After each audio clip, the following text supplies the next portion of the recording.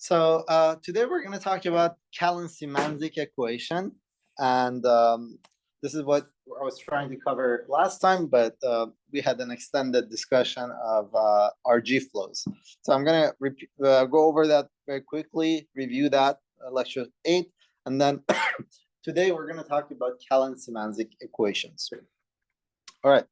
If there are any questions at any point, please do ask. Imagine the space of all couplings. We're going to refer to this as the theory space in the spirit of Landau, right? So you have a Lagrangian density you want to write down, and all terms consistent with symmetries are allowed. You have an expansion in terms of field orders of field and derivatives, right? But in principle, it's an infinite dimensional space that I'm just schematically showing it this way. So we saw that there will be direction. There will be three types of. So when you look at renormalization group flow, couplings change, right? So those you could view as a bunch of flow directions in this infinite dimensional space. So when something flows this way, for example, mass, that's a relevant deformation. By the virtue of the fact that the higher the dimensionality of the operator is, the more irrelevant it is, you just have a handful of relevant operators, if any. And that is the most magical thing about local quantum field theory, that if you are sitting in the infrared, the theories available to you are universally described by a couple of relevant couplings. The rest is irrelevant. This is the idea of universality. All right, but in principle, there's all sorts of directions. So irrelevant couplings, what they do is that they flow towards zero, right? So there is some sort of picture here. Now, it's not hard to imagine. Well, we're gonna comment on this later. This large dimensional. So what we've really discussed is that this is a relevant deformation. This is an irrelevant deformation and such. But if you start somewhere here, the flow might be more complicated. You might flow towards a direction, but then hit some sort of instability, go somewhere else, right? So we're going to talk about it a little bit as one lecture towards the end of our G discussion called exact renormalization group. But for now, this is the description. To motivate this picture, we start with scalar free lambda phi 4 and higher than 3+1 dimensions. We saw that generically mass is really always a relevant deformation, but in higher than 3+1, mass is really the only relevant deformation. Phi cube, assuming that you have the Z2 symmetry, phi cube will be marginal in 6 dimensions, but but that's not great either because it will make the Hamiltonian will make the theory unstable. It has to be bounded below. Hamiltonian has to be bounded below. In D equal 4, lambda phi 4 is marginally irrelevant. Is that clear what it means? From tree-level analysis, from classical physics, you would conclude, naive dimension counting, you would conclude this marginal. But when we took the quantum corrections into account, it became irrelevant. We call such a deformation marginally irrelevant, right? And that's the reason that the theory doesn't really exist, because quantum corrections make it irrelevant. All right. So that in dimension, space-time dimensions higher than equal to 4, doesn't matter what theory you start with in the UV, the observer deep in the infrared sees massive scalar field. That's it, nothing else. If they see something else, just tell them, go to lower energies. And they look at lower energies, mass is the only thing that survives. Good? All right. So from the point of view of us trying to understand the theory of the universe at very, very large energy scales, we don't know that. We're just trying to construct a field theory for our infrared observables, standard model type physics. And if the whole universe we saw had only one scalar mode that was Z2 invariant, it would be a pretty boring universe. No interaction, nothing. We wouldn't be here. All right. In D less than 3 plus 1, what we saw was that we found a new fixed point. So now what happens is that the lambda phi 4 term becomes relevant, starts flowing, and it starts growing. So mass grows and lambda phi 4 grows. So for simplicity, imagine the mass is 0. So we fine-tune things. So we're just flowing this way. In principle, it will generate it, so you can't do that. But what the trick we used was that we said if we are in 4 minus epsilon dimensions, then this flow, we could integrate it. And we saw that we'll hit a fixed point within perturbation theory, right? Because the problem is that once you have a relevant deformation, lambda grows, your perturbation theory breaks down. So you have no way of knowing where the theory goes. So all you can do, the whole formalism that we've built is really good in the vicinity of a fixed point. We're going to say this, it's actually really first order perturbation theory around it that's scheme independent. Beyond first order, your perturbation theory is well defined. However, it will depend on the way you cut things off. So that's another subtlety. So anyway, I'll comment on that when we discuss ERG, why that is the case, or why you should expect something like that. I actually don't have a full proof for that. All right. But that was important, and this is the Wilson-Fisher fixed point. This is the very first example for you of an RG flow that's completely under control within perturbation theory. You flow from an UV fixed point to an infrared fixed point, right? So let me just do a high-level discussion. By now, you should be a little bit comfortable with RG flows. In the space of couplings, right, you're flowing. What are possible endpoints of an RG flow? The origin. Sorry? The origin. No. What kind of theory could appear as an endpoint? The low energy observer, what kind of theories can they see? CFT.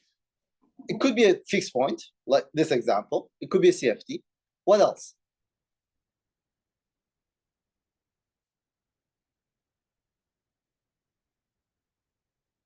Oh, you already have an example. What does an observer see if the theory is scalar field and they are higher than 4 dimensions? Massive free fields. Now, if the deeper in the infrared you go, the larger the mass. Now, if the observer simply doesn't have enough energies to create a single excitation of that particle, what do they see in the infrared? Boring vacuum. They see a trivial theory, assuming that the vacuum is unique, right? So far, 2 options. You hit a fixed point, the CFT, scale invariant theory. Second, you open a mass gap. Opening a mass gap means that there's a mass, there's a lowest mass, there's a gap between the vacuum and the lowest energy excitation and keeps growing. So in infrared, that's it. That's called a mass gap. You open a mass gap. Yeah. Those are described by TQFTs? No, TQFT is about a non-uniqueness of vacuum. So if the vacuum is non-unique, then you're going to have degenerate submanifold of degenerate vacuum, and that is a topological quantum field theory. But yeah, that's a very good question, but maybe you want to talk about that in a journal club. All right. Then there's a third option. The third option you have already seen, but I don't expect you to be able to guess it. So what are the 2 options you saw? A CFT means what? Massless modes. Things are massless, right? Because mass breaks conformal invariance. It's interacting theory, but it's still like there are no massive modes. Or you have masses. What other thing can you imagine? You could have a combination of the 2. You could have masses and some massless modes. How could that come up? Have you seen anything, any theory that shows that behavior? A bunch of massless modes and a bunch of massive modes. So you have a mass gap, but the vacuum has a bunch of massless modes as well. Non-Boole, some modes, boson, spontaneous image breaking. Those are at the level of this course, as actually to best of my knowledge, are the only endpoints of RG that we know. Okay, so those are the things to consider. That's why we've talked about. All right, good. Now, what we're gonna do is we're gonna write down the idea of Callan-Symanzik equation is the following. Based on what we've said, we're gonna write down a non-perturbative RG equation for the flow of correlation functions. Good. And we're gonna deduce this just based on the basics of RG, because the formulas in RG we've built, or we haven't built, but we're gonna build it. Of course, we're gonna be able to do calculations only perturbative. Now, to do this, as usual, because I want to first show you that these before I have to motivate the equations. So I'm going to pick renormalized perturbation theory for lambda phi 4. And notice that intentionally, I'm going to tune my theory to be massless. There's a good reason for that. Do you have a guess why?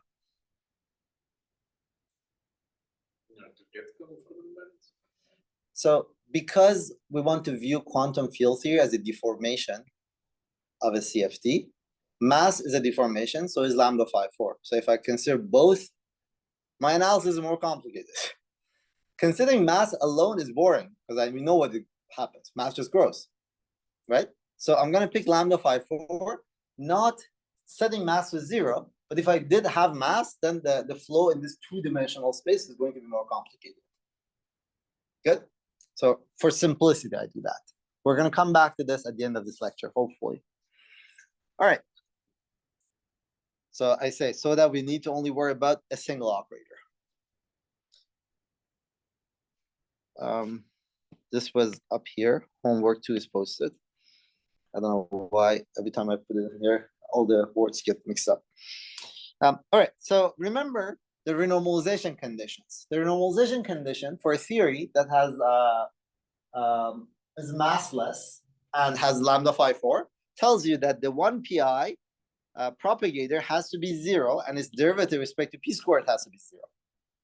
At p squared equal m squared. That's the scale. M squared is the scale I'm renormalizing my theory at. What does this mean? It means that the propagator is massless. Good. These two.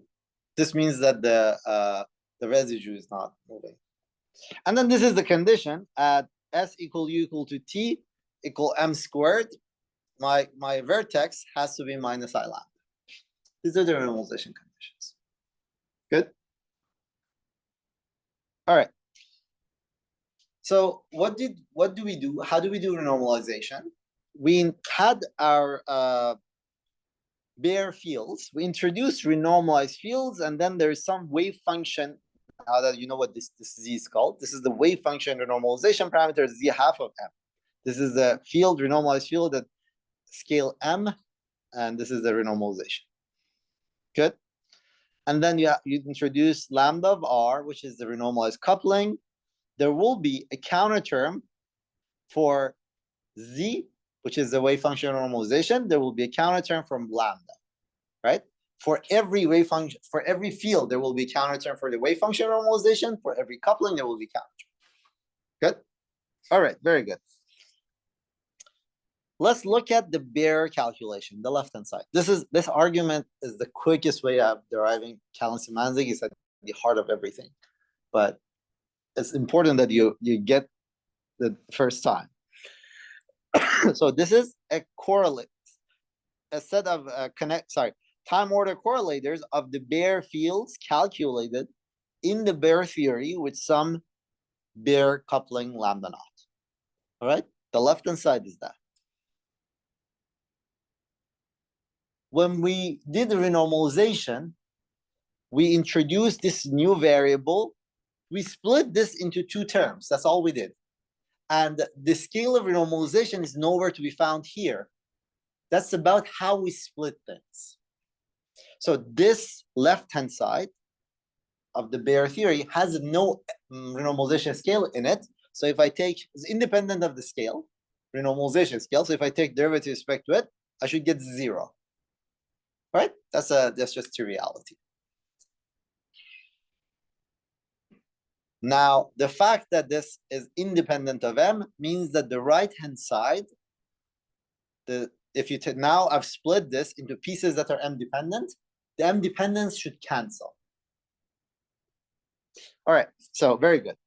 Now, the bare field compared to the renormalized field, each of them will have this renormalization parameter. So I can pull this out, the renormalization z m to the power of n over 2, right? Now, I know that when I do this, there will be counter terms in this calculation, all of that included, but then I'm calculating things with the renormalized coupling at scale m, at scale n. Good. This theory has counter terms, more Feynman diagrams, right? But the result of all of this is supposed to reproduce this. Because what we did was we took the bare action, split it. That's all we did. I'm going to focus on connected correlators, right? I don't want to get into big contractions and the combinatorics of it. Is the principle clear? This equation is Callan-Symanzik. Expand on the right-hand side. All right. Good. So let's take derivatives of the right-hand side with respect to m. You're going to pick, you're going to take n comes out, m dm. By the way, another reason, last time I said that the reason that we do m dm is because we see logs. But another way of saying is that we want something dimensionless.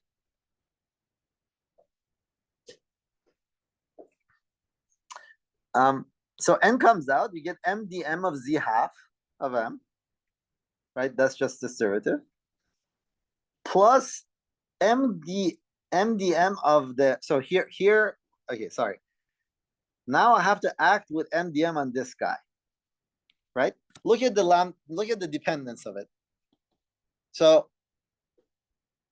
you have to calculate mddm of the whole thing. This will be of gn of this guy, right? That guy. This will be m dm of it plus lambda is the only other thing that depends on m, right? So you're gonna write it as m dm of lambda del lambda, right? So here is that dependence. We gave this a name. We call this a beta function. These are dimensionless parameters, right? Plus mdm. Good. This is the Callan-Symanzik equation. Now, this is the renormalized thing now. Beta function. This is the beta function. This is the gamma parameter. It's basically capturing for you the running of the wave function normalization.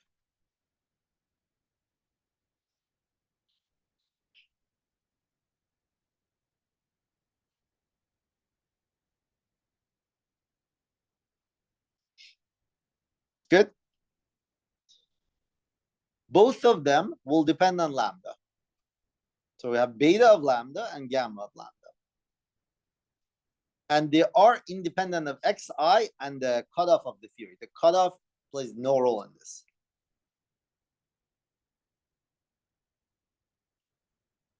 Here's the Callan-Symanzik equation. MDM plus beta function plus n gamma of g n is 0. So the correlators of the renormalized theory will have some explicit m dependence. Their couplings will have some explicit m dependence. And their wave function normalization will have some m dependence. All of this will have to cancel because the net result is just a bare correlator, which is this is the Callan-Symanzik. It's the most useful. It's a non-perturbative formulation of RG, right? It tells you how correlation functions run as we change the scale. I'm a low energy observer, right? The same UV correlator. As I change my scale, what I call my phi changes, what I call my coupling changes, right? And that is basically captured. There's this consistency condition that the UV is still the same damn UV. So this is the running. Callan-Symanzik. So what are we going to do? In the remainder of this lecture, I'm going to tell you how to calculate beta lambda and gamma in some examples. We're going to calculate beta lambda and gamma in lambda phi 4. We're going to calculate in QED. In particular, the emphasis is going to be on beta. Good? Now,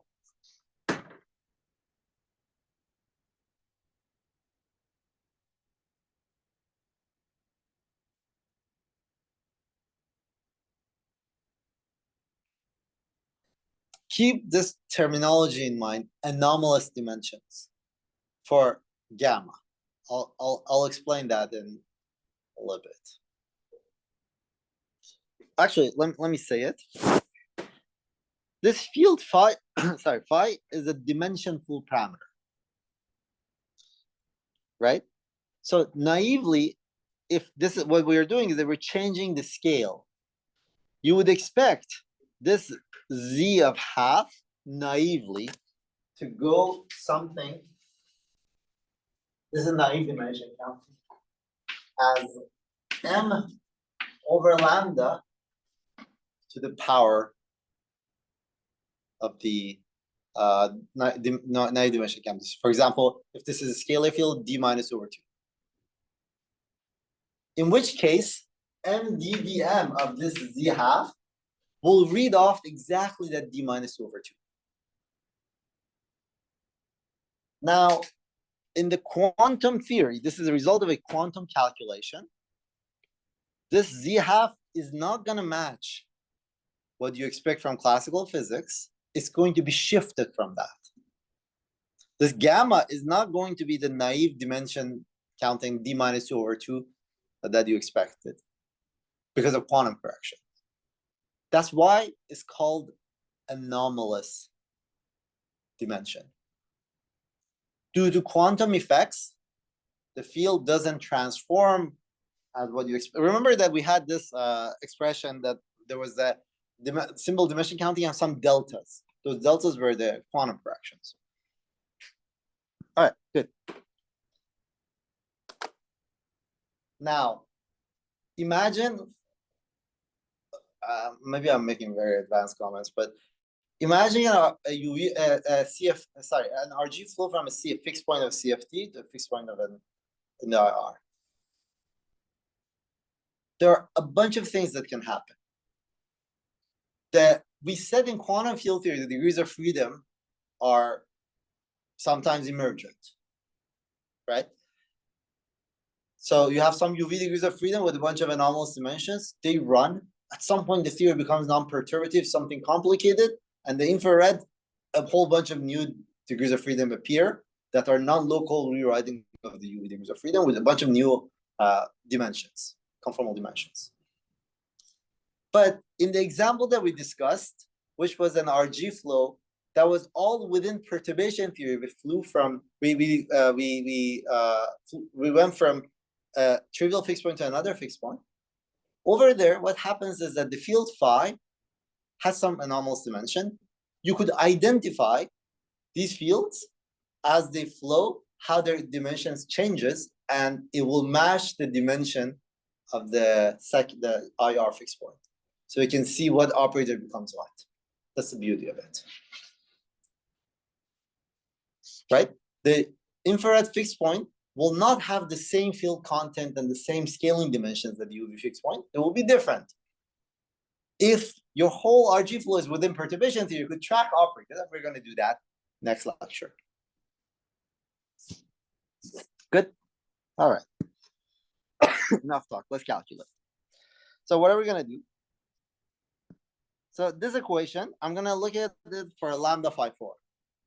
Okay? So I'm going to look at G2 and G4. Those are the non-trivial things that I need to worry about because I'm going to keep the Z2 symmetry. I'm going to start with G4 for a reason that will become clear. Well, I went back and forth over there. I should start with G4 or G2. At the end, I'm going with G4. So massless scalar normalized perturbation theory. In momentum space, what is G4? The connected piece of the correlator. What is it? Here is what it is. Plus the one loop, there are 3 different channels, and then there's this. The counter term, and then order lambda cube. This is order lambda. So order lambda squared. These guys are order lambda squared, and then lambda cube. Good? So what does it look like? Here is the Callan-Symanzik equation. But all 4 operators are the same, so I'm going to get 4 gamma of lambda. There's a beta function and MDM. G4 of P1 to P4. Good? Everybody's with me? All right. So let's just write them down one by one.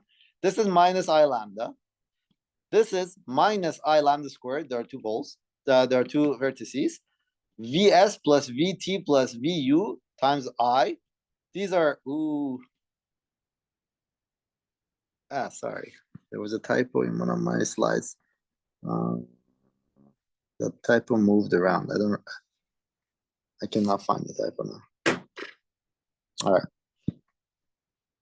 right. This is the typo. Under the left. Okay. So what is this Vs? You know what it is. This propagator, you're integrating over it. And the 3 different channels, that's what it is. I'm not gonna recalculate it for you. Okay. The point is, well, and then there are the 4 external legs that I'm writing this way. These are the external legs. I'm gonna keep the external legs. This is not an amplitude diagram. All right, that will become important. Good. Everybody's with me? Okay. So I have to set the renormalization condition. Renormalization condition tells you that this G4 at scale of some scale made out of P1, P2, P3, P4, which is U equal S equal T equal M squared, has to be minus I lambda. That's the renormalization condition. The renormalization condition is inserting the energy scale of renormalization energy scale as a condition on the momentum of external legs, of course, as a combination of them. And here, for the 4-point function, the Mandelstam variables are the right way of doing it. Good? So what do you find? Just stare at this. This guy will have to cancel this. That's all that has to happen. Because you wanted the final answer to be minus I lambda. That means that delta of lambda is minus I lambda squared, 3V of M squared. It will only cancel it at when S is equal to M squared, S equal U equal T equal M squared, because you want to renormalize your theory at M squared. Good? In this whole expression, the only M dependence is in delta lambda. I cannot stress this enough. Why? Because of a normalization condition.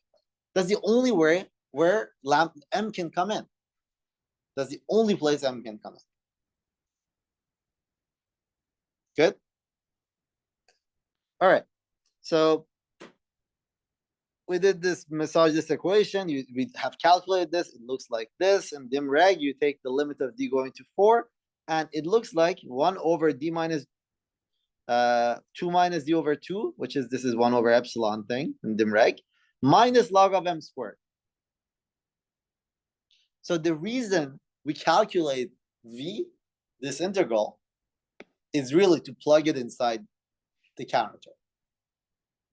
Because the counter term depends on it, and that's what we need. And then the idea is we're after the M dependence. In the calculation of beta function, we're after M dependence. So the M dependence comes up as minus log of M squared and a bunch of terms that are independent of that. All right, is this clear?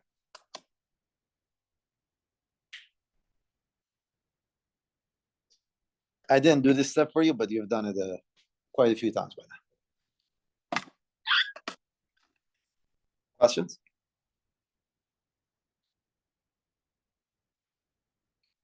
This exercise, the thing I want you to notice is that the only place where M dependence can appear is the counter term from renormalization condition. Okay, so what does it look like now? Well, what the first term, this is the Callan-Symanzik. The first term of Callan-Symanzik is derivative, partial derivative with respect to m. That's just gonna directly go and hit the counter term, right? So here it is. That's what you get. M ddm of G4 is 3i lambda squared over 4 pi squared. There's the external legs, right? That will be here. That's what it looks like. Good. All right. Now let's stare at this equation. Maybe I should make it even bigger. What we're gonna do is we're doing this in a normalized perturbation theory. Some interesting stuff happened here. Okay, it's non-trivial. It takes me every time I explain this, I have to think carefully about this. So, what order in perturbation theory is G4? These are all series expansions in the coupling. What order does it start at? Lambda. So this is at least order lambda. Good. This is at least order lambda. This del lambda of G4 is one order lower. There's beta lambda. And then this will be order what? This will be order lambda squared. Because it doesn't hit. Remember, the M dependence doesn't come from the lambda term. It comes from the counter term. That's important. So this last term, so G4 on its own will have lambda, will be order lambda in counting, whereas M ddm of G4 will be order lambda squared. Good. So let's stare at this again. The first term is order lambda squared. G4 starts at order lambda, so this is at best order 1. And then, for some reason that I haven't explained to you, gamma is order lambda squared. Let's accept this. I'm going to derive that for you in a bit. If gamma is order lambda squared, what order is this guy?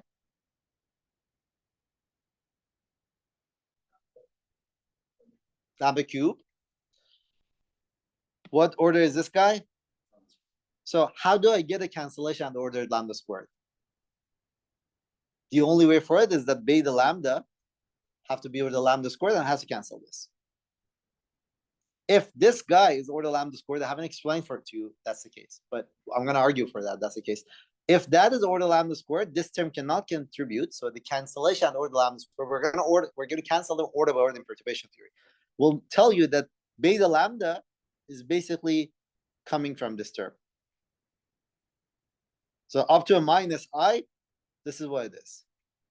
So up to a minus I in this direct calculation, you could see beta of lambda at the lowest order in perturbation theory, one loop, is coming from MDDM of the 4-point function, which is coming from the counter term.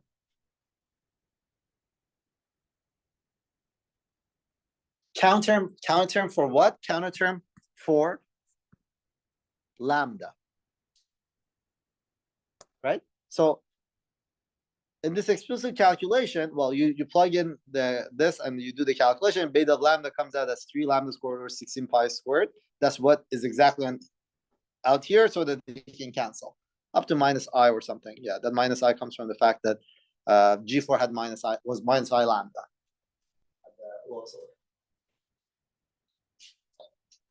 But the structure that you see is the M dependence, the mass dependence, the partial derivative with respect to mass of the correlator, the normalized correlator, must come from the counter term of the coupling. And that is the only thing at the lowest order that will contribute to beta function.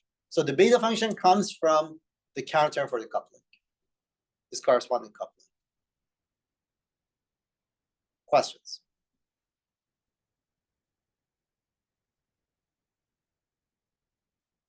I haven't explained that in full generality, but in this example, I'm trying to extract lessons.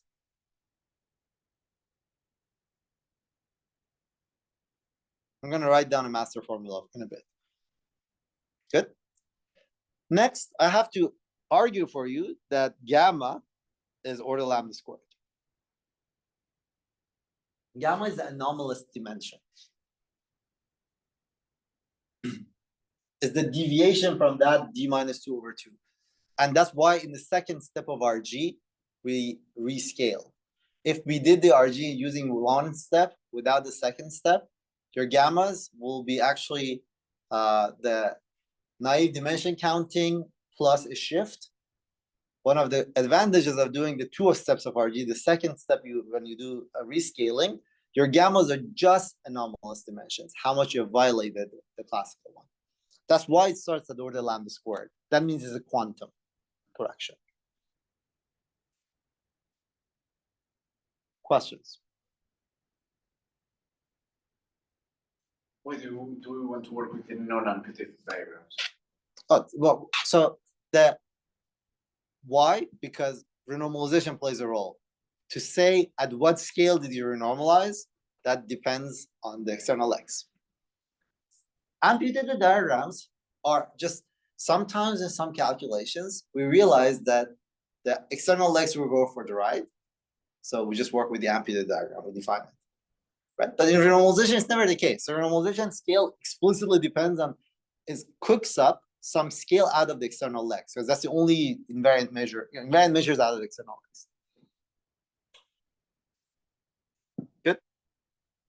That energy scale appears on the amputated diagram. When you do dim, you get this. When you calculate an amputated diagram, you're calculating an interval. There's no condition. You're just calculating an interval. Dim reg is just you're calculating an interval. That's all you're doing. So you're just calculating an integral with a bunch of variables.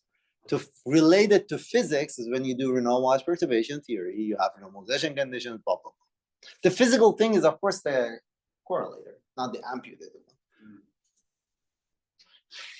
one. Questions?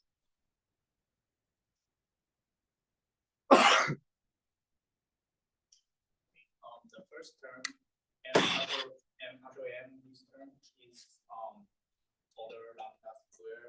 Yeah. Second term beta term partial lambda g is start from order 1. G4 starts from order 1. Then lambda of G will be order 0. Yeah, order 0. Right. So beta lambda has to be order lambda squared to cancel.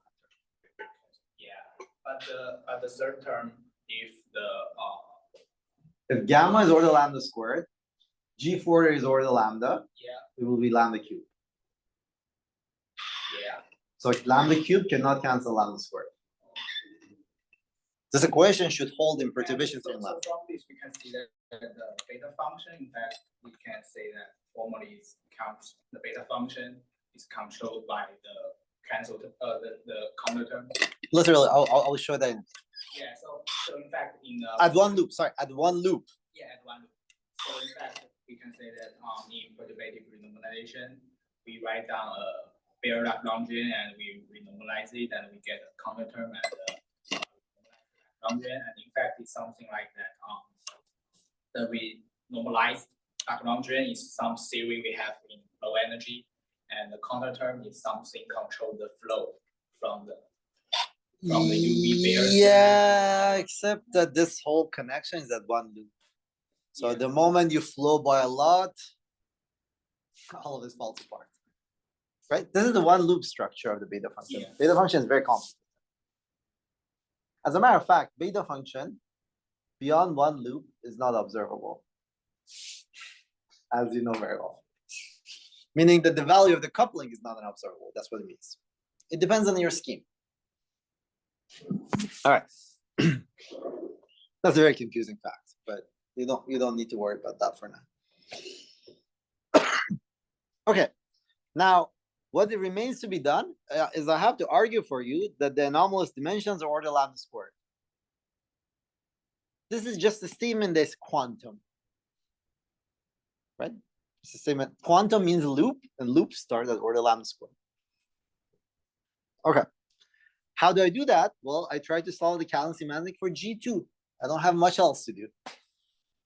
So here's what the Callan-Symanzik for G2 looks like. 2 gamma G2 is equal to that. Now I know what beta lambda is. This is some sort of consistency, self-consistency.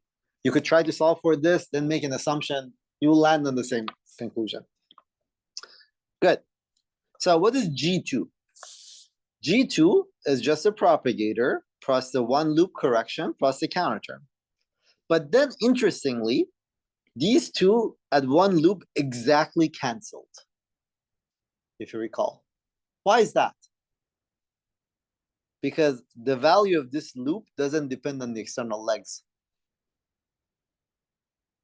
Okay? It's like the amputated thing. So they exactly cancel. This is just an integral over a momentum that's independent of the external legs. So you tune the oh, sorry, this is wrong. This is really, really wrong. Sorry, my bad. Do you know what's wrong? Do you see what's wrong? This is not. Yeah, that's really ugly. The thing that I was writing appears at 2 loop. And then this is 2 loop stuff. So these two exactly cancel for the propagator. So your G2 of P is 1 plus corrections of order lambda squared. All right, so now let's just organize this again. Now, what is M dm of G2?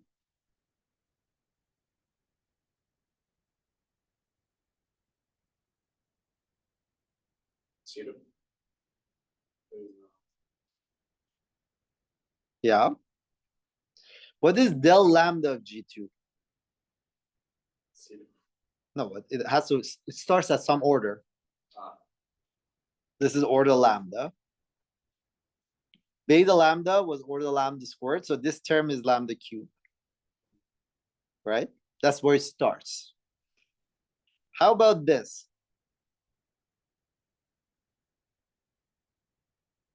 This guy and this guy will have to cancel if they have contributions order lambda squared.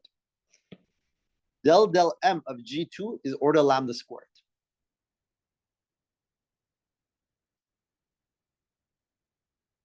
Where is that lambda squared? Can you see it? Compute it. That's there's a trick. There's a trick. But what I've written here is correct. Just try to finish this last line. All right? The net result is going to be that this is order lambda cubed. This is order lambda squared. Has to be order lambda squared because this is order lambda squared and they have to cancel. So finish this calculation. I think it's quick because if G2 at one loop is just the propagator. I mean, there's a cancellation that happens. So there's a value. There's a value of this guy. Anyway, I'm not gonna work. You have to do the calculation without making the calculation. Yeah, you know everything you need to know to this calculation. I'm just gonna not finish it for you. Okay.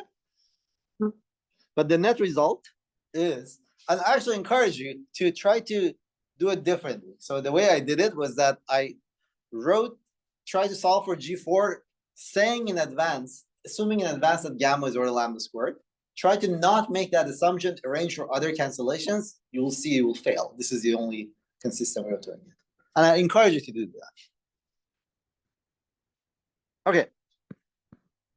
In general, what I'm going to do next is I'm going to write down the general expression for beta and gamma at one loop for say for a general theory of scalar, a general scalar theory with some arbitrary interactions. Actually, it doesn't matter if it's scalar, but I'm just gonna say that so that I don't need to worry about some details.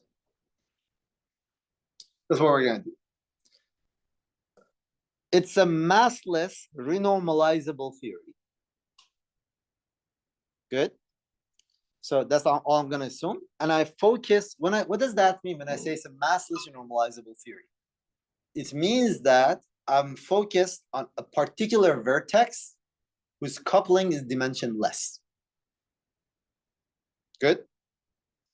It means the same statement means that I'm going to get a bunch of logs. Good. In any massless normalizable theory, G2 looks like this. There's a propagator. There are loop diagrams, and then there's a counter term. So, sorry, I don't know. These are all shifted. I don't know where this was. I don't know where this was. Okay. What was it that I actually got rid of? Mission counting marginal. I don't know what this referred to. But anyway.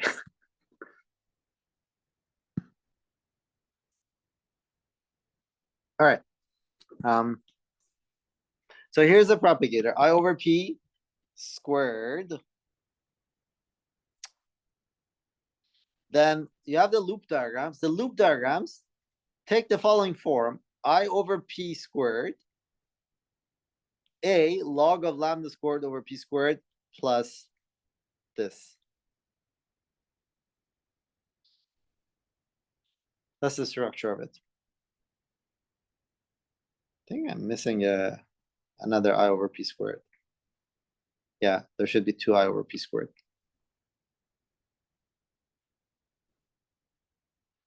This is the structure of the thing. And then there's a counter term. This is a counter term. The propagator, and something in the middle. Now, where could the M dependence come from? The first term of the Callan-Symanzik is the M dependence. That's the only place M dependence can come in. Because you have a normalization condition that tells you what? It tells you, oh, I think all my diagrams are not showing. Which tells you that if you calculate, well, what are the normalization conditions? Tell me what they are. Vertex at one somebody else equals M. So this is Loops plus 100%. sorry. So at P squared equal M squared, this has to be 0, right? Mass, it has to remain massless. Then what's my second normalization condition? Oh, This guy, P squared M squared is 0. These are for the 2-point function. One is the residue, the other one is mass. And then what's the 4-point function? Higher point function, whatever is the vertex I'm dealing with. I don't know why it's not showing. I had a whole bunch of drawings here. And it's unfortunate. What it is, right? Some correlator evaluated at some M squared equal to some P squared. This P squared is some invariant mass I've cooked up from the external legs, right? S, T, and U were the Mandelstam variable for 2 to 2 scattering because we had a 4-point function. This could be something, right? This will have to be minus I G. The only place where M can come in is trying to impose these and fixing deltas, right? The counter term. So the counter term is the only place where it can appear.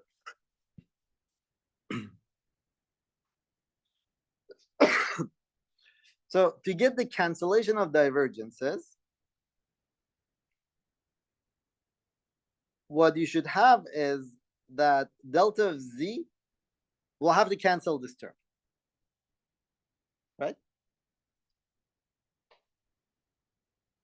The fact that the propagator will have to remain massless tells you that the divergences in this will have to cancel this. Good? All right. So basically, structurally, delta of Z will look like A, something that's going to depend on the theory, log of lambda squared over M squared. Remember that all we really care about is the M squared. This lambda squared over M squared part is the universal piece of the calculation. It comes from the fact that your theories are normalizable. But this A is theory dependent. We just calculate this for, we can calculate this for different theories. Okay. Now, if you take MDDM of G2, that's where it comes from. By the way, I just gave you the answer to the question I earlier asked you to do. But if you don't see it, it's okay. Then there's a beta function, 2 gamma of G2.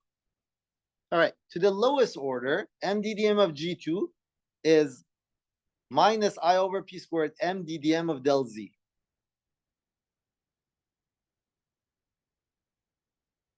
Do you see it?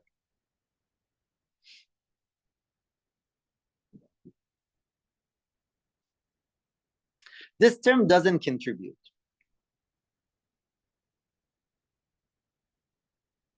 It's this term always starts at one order above beta.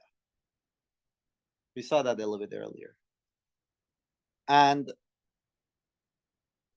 the structure of perturbation theory is always such that this term doesn't contribute at this order for G2. You should convince yourself of this by trying to solve the previous two equations, G2, Callan-Symanzik for G2 and G4 in various ways, and seeing the only cancellation that happens in the G2 Callan-Symanzik always gives you no contribution from here, and the gammas always end up over the lambda square. Hence the name anomalous dimension. What is this? This is 2 gamma I over P2. Okay? The cancellation between these two will work out such that gamma is half MDDM M del M of the beta function wave function counter term, which is minus A. Going back here, you learned that when you did write this expansion, whatever you calculate as A, that was nothing but the wave function normalization. It makes sense. Why? Why does it make sense?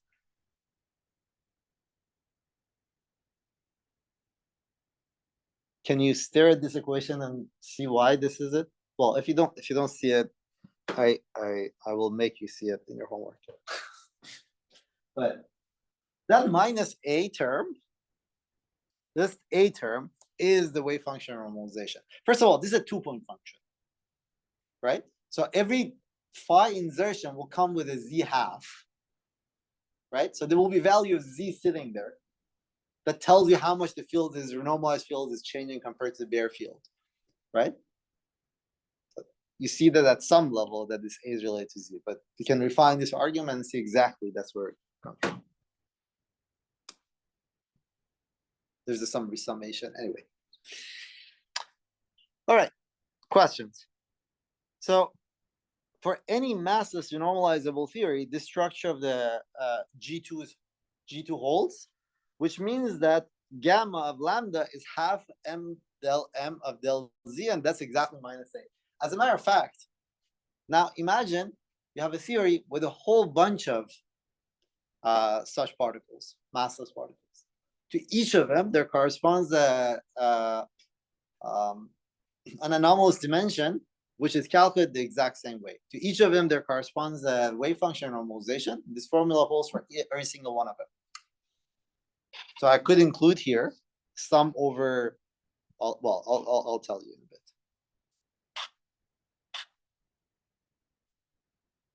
Now, why is this nice? Because in the theory I just described with a whole bunch of massless modes, what is G renormalized, right? So G renormalized is a bunch of, I don't know, field phi 1 renormalized of x1, or phi n renormalized, well, up to a bunch of constants. When you look at the Callan-Symanzik, you're gonna have a gamma associated to every such field, right? This term of it, the Callan-Symanzik, looks like this, right? And these guys just add up.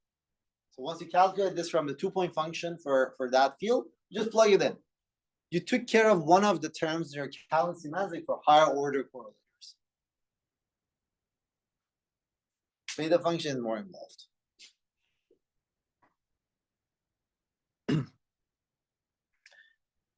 Next, what are we gonna do? We're gonna calculate Gn. What is Gn?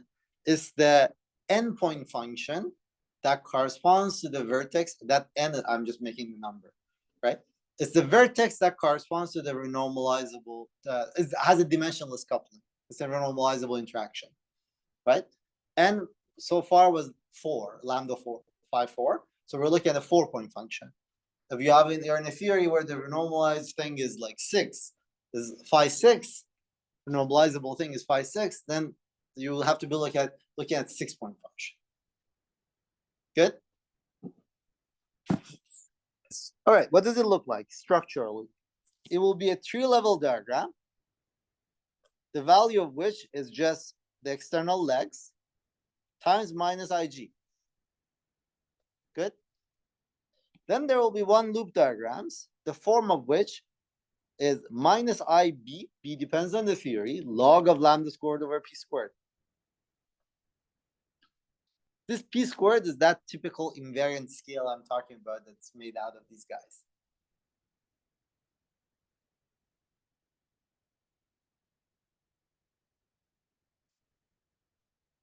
What was this for the G4, lambda phi 4?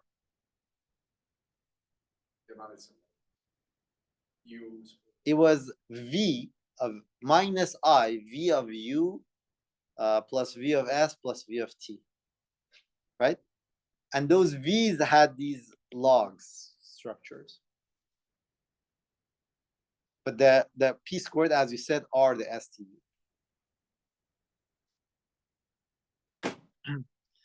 Then there will be a vertex counter term, of course, and that is minus I del G. Now, there will be external leg corrections, right? Because I didn't say 1 pi 4-point function. My external legs will also have corrections. What do they look like? Well, minus IG sum over AI log of lambda squared over P squared minus del Ci. This is really something you saw earlier.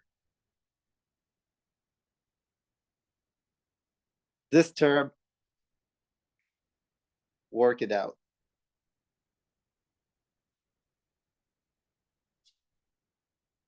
It's pretty straightforward, but do work it out.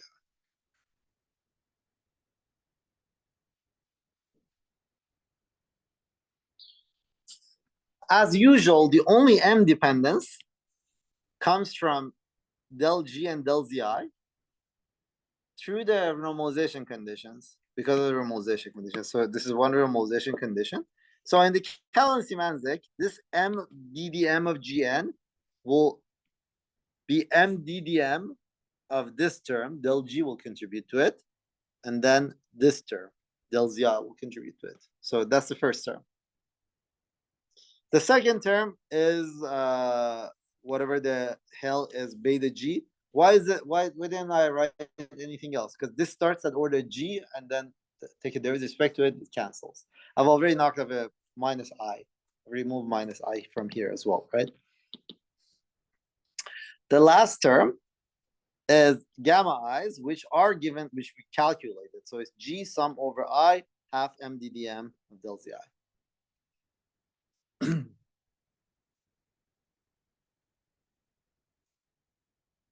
Where does the G come from? Gn. So this should be 0 at one loop. The structure I wrote down is a very one loop structure, right? What do you expect in two? So one loop had log of lambda squared over M squared or over P squared. What does the two loop? We did some sample two loop calculations. What do you expect? You have second powers of log, right? So it's more complicated. All right. So, well, it's pretty straightforward. If this has to cancel, you know what beta is. Beta is whatever these two are, just add them up. Now, del G is minus B log lambda squared over S squared, M squared. You plug it in, you find that the beta function is minus 2B minus G sum over I AIs. That's it. So not only we calculated the at one loop for any massless normalizable theory, we just wrote explicitly what the gamma and beta are at one loop. right? In terms of, well, we first related, how did we do this? We first related them to the counter terms. Then we wrote down the structure of the counter terms based on the one loop structure, because you have to cancel it. The one loop structure was log of lambda squared over m squared with some coefficient. Those coefficients, we just carried them, and this is where they are. Can you repeat? The beta function tells you the flow of the parameters. Tells you how much a coupling changes. Well, what is the definition of beta function? Beta of lambda is m ddm lambda at scale m at, right? All right. Do you want positive betas or negative betas? Negative. Negative betas. Why? Because it flows towards attractors. Again, why do you want negative betas? Because if you're an infrared observer, that's the only thing you will ever see. Negative betas grow in the infrared. No. Sorry, what did I say?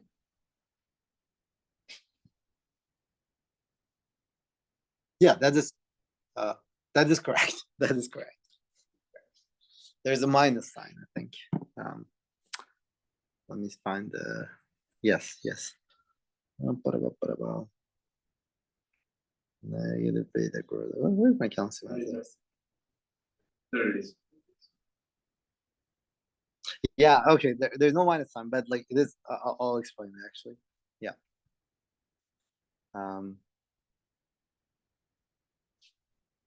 As you go to infrared, you're lowering your M. Right? M is your normalization scale. Yeah. All right. So why did I do this? Why did I do this calculation? So that I can cheat. I just plug this in, the values for QED, and I read off the answers. That's it. Good. All right. So this way I can calculate the beta function of QED in 5 minutes. All right. So what are the counter terms? I don't care about any other terms. Counter terms are the only things I need to care about. Here's one counter term for the photon propagator. I call that delta 3. Here's a counter term for the fermion propagator. Call that delta 2. And then there's a delta M for the second part, right? And I don't know where these are moved. Okay. And then there's a counter term for the vertex. But the word identity is related the counter term for the vertex with the counter term for the fermion. Do you remember how that worked? There was a non-perturbative equation we wrote down that related the non-perturbative value of the vertex to the non-perturbative full propagator for the legs. It comes from the fact that gauge invariance. That's comes from that. All right, and this is delta 1. Another thing to be careful with is that, well, let's start with the G2 for the photon, right? You want to be careful because this is gauge dependent. This term is gauge dependent. Said differently, the propagator for the photon should be, physically speaking, should be transverse. Why? Because of water. Yes, but physically, because there are no degrees of freedom in the direction of the propagation of the photon. Photon has 2 degrees of freedom that are perpendicular to the propagation direction. Those are called polarizations. Okay. Well, our master formula for gammas are pretty obvious. I don't need to calculate gamma 1, delta 1 and delta 2 are the same. So here's what they look like. I only keep track of 2 of them. And then the beta function, let me show you what. So this is a G3. So now I have a non-trivial vertex, which is the renormalizable one, is G3. What is the dimensionless coupling for it? No. For G3. Huh? For G3. For yeah, what was the dimensionless coupling for the vertex of QED? Charge, electric charge. Alpha is E squared over 2 pi, which comes from the one loop corrections that are always order lambda squared, G squared. Right? That's the origin of it.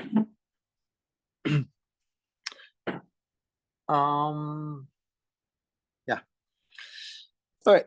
You just plug in from this formula, right? Which formula? This formula. So what does, from this formula, tell me what the QED beta function is? It would be MDM minus delta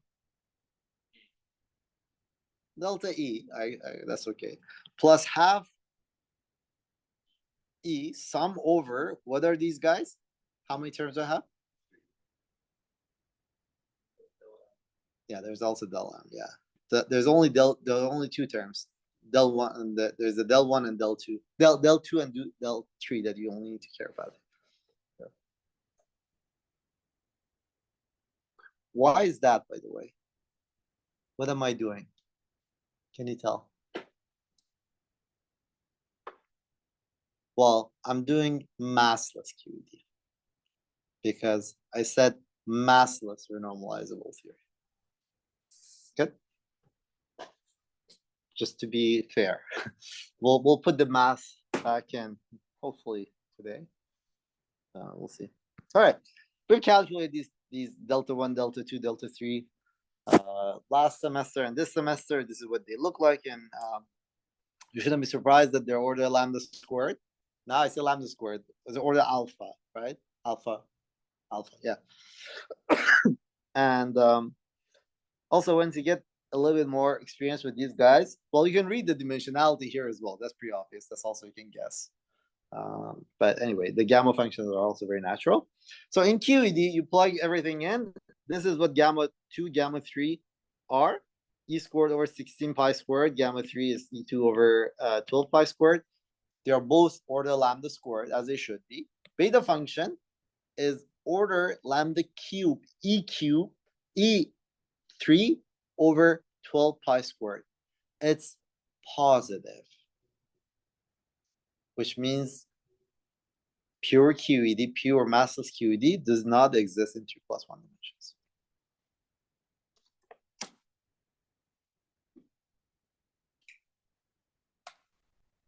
So if there were massless fermions in nature, we wouldn't observe them interact with the electromagnetic field. You're asking the following question. If there was a massless fermion in nature that didn't interact with anything else, it was completely decoupled from the rest of the universe, it couldn't be a gauge theory. It couldn't be coupled to a photon. The answer is yes. No. You would never see that in the infrared. But the thing is, QED, we don't get QED this way. QED is a massless mode that we've seen in the infrared. What are the 3 endpoints of RG QED applies to? What are the options? QED is not a conformal theory, right? So that's out. Does QED have a mass gap? No. It has massless modes. Photon, right? So what is the option? QED, what's the other option? Spontaneous symmetry breaking. So the Nambu-Goldson boson is a photon. It has to come from spontaneous symmetry breaking of a larger group. Well, this is not an argument. This is not a proof. I never proved to you that these are the only endpoints of RG. There is no such proof. This is just like being a physicist. That bigger group gives electroweak. Yeah, we're going to discuss that. Yeah. It's electroweak symmetry. Okay, so very quickly, I'm going to summarize because I covered a lot. The Callan-Symanzik equation. Recall that in renormalized perturbation theory, this is how we define the, I might need a minus half or half, I forget how they define it. Anyway, renormalized fields, and we did the separation of the the bare Lagrangian to renormalized Lagrangian counter terms with renormalization conditions. These renormalization conditions for fixed lambda, all the M dependence is pushed into the counter terms, right? If we normalize that scale M with a bunch of lambda of R, we change the scale, lambda of R becomes M dependent, and so do these renormalization constants, right? To establish how these guys change as a function of scale, we built Callan-Symanzik. So the bare field, the correlators of the bare field with the bare coupling in the bare theory is invariant under a shift of M, obviously, because there's no M anywhere to be found in that calculation. M is on the right-hand side, and the way that we split the two terms into counter terms and not. So when you write in terms of the renormalized variables, the fields will give you this, spit out this renormalization, wave function normalization. There will be lambda of R's and such.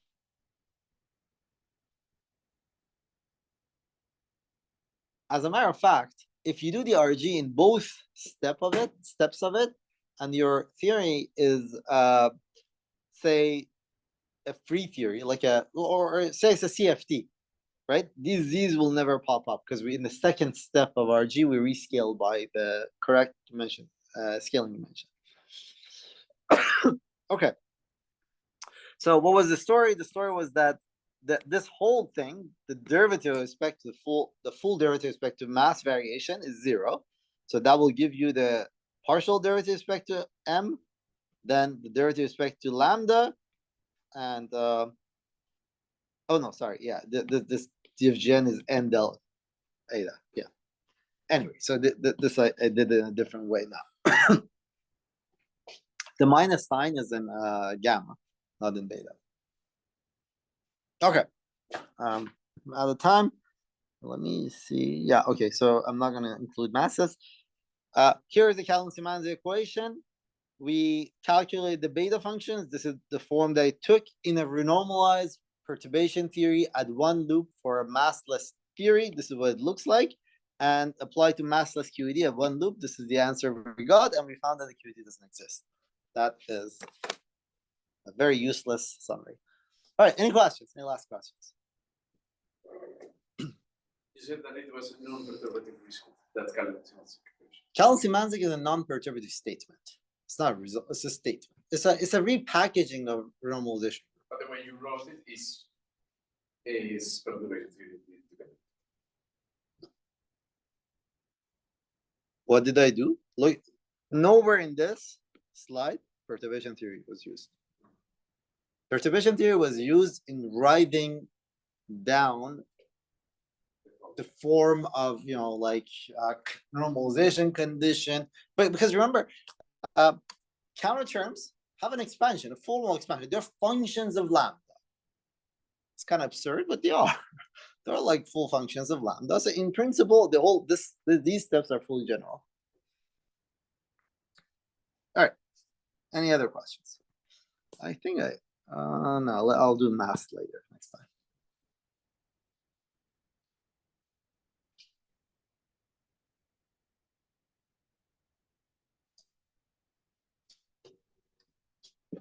If not, thank you guys. To repeat, if you